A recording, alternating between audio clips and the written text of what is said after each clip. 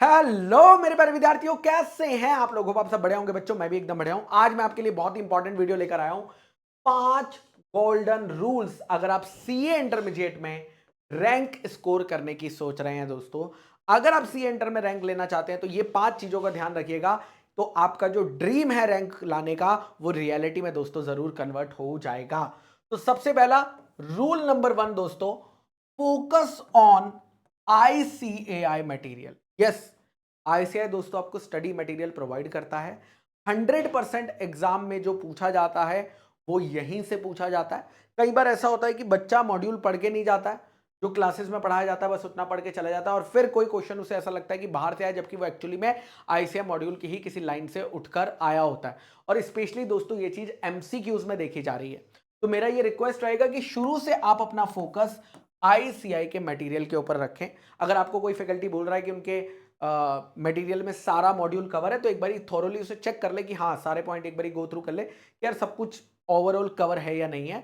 उसके बाद अगर कोई पॉइंट मिसिंग लगता है तो वो फिर आप खुद सेल्फ से कर लेना, बट छोड़ के कुछ भी मत जाना, ठीक है। सेकंड दोस्तों, जो इंपॉर्टेंट चीज है दैट इज मल्टीपल रिवीजन। अब बच्चे को कई बार ऐसा लगता है कि क्लासेस खत्म हो जाएंगे ना, उसके बाद मैं रिवीजन करूंगा। ऐसा नहीं होता है दोस्तों। अगर आप रैंक लाना चाहते हो तो क्लासेस के बाद नहीं, क्लासेस के साथ रिवीजन करो। क्लासेस के बाद तो हर कोई रिवीजन करता है, क्लासेस ओवर होने के बाद तो हर कोई पढ़ता है खुद से, लेकिन क्या आप क्लासेस के साथ भी पढ़ रहे हो? हाँ, इसमें थोड़ा सा एक्स्ट्रा एफर्ट्स लगेगा आपके एंड से, बट एक्स्ट्रा एफर्ट लगेगा तभी तो एक्स्ट्रा रिजल्ट भी आएगा ना यार, है ना। तो मल्टीपल रिवीजन की जब मैं बात करता हूं तो आपको जो रिवीजन है वो क्लास के साथ साथ करना है, और क्लास के साथ साथ रिवाइज करना आसान होता है क्योंकि अभी फ्रेश फ्रेश ताजा ताजा पढ़ा होता है, फ्रेश फ्रेश रिवाइज हो जाता है तो आसान होता है। अब क्या होता है ना, कई बच्चे क्या करते हैं, आज जो पढ़ाया उसको 3 महीने बाद जब पढ़ते हैं तो उनको ऐसा लगता है यार ये क्या पढ़ाया था।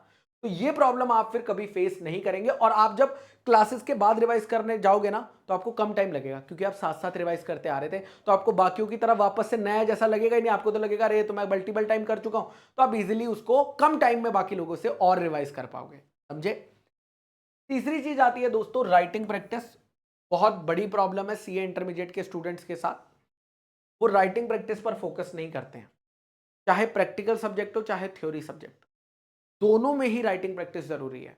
प्रैक्टिकल सब्जेक्ट में ज्यादा से ज्यादा क्वेश्चन बिना आंसर देखे सॉल्व करने की प्रैक्टिस, और दोस्तों थ्योरी में भी आपको ज्यादा से ज्यादा क्वेश्चन आंसर खुद से सॉल्व करना है, ऑडिट नहीं करना है। अगर आप सिर्फ क्वेश्चन को आंसर पढ़ ले हो, ये क्वेश्चन था अच्छा ये आंसर आएगा, और आपने लिखकर कभी नहीं देखा ना, तो आपको एग्जाम में हाथ चलने में दिक्कत आएगी, और एग्जाम में हाथ नहीं चलेगा तो 3 घंटे के टाइमर में पेपर पूरा नहीं कर पाओगे। तो साथ साथ दोस्तों राइटिंग प्रैक्टिस करना बहुत बहुत बहुत ज्यादा जरूरी है। यही आपको डिफरेंशिएट करता है दोस्तों एक नॉर्मल स्टूडेंट और एक रैंकर स्टूडेंट में, क्योंकि उसकी इतनी ज्यादा प्रैक्टिस ऑलरेडी हो चुकी होती है कि पेपर वो आराम से टाइम में, क्या टाइम से 10 मिनट पहले कंप्लीट कर लेता है, और 10 मिनट के बाद वो सारे क्रॉस चेक कर लेता है कि कोई क्वेश्चन नंबर गलत तो नहीं लिख दिया, कहीं पे कोई पॉइंट मिस आउट तो नहीं हो गया, कंक्लूजन सारे अंडरलाइन कर दिए कि नहीं, वो सारी चीजें दोस्तों। नेक्स्ट आता है दोस्तों टाइम मैनेजमेंट।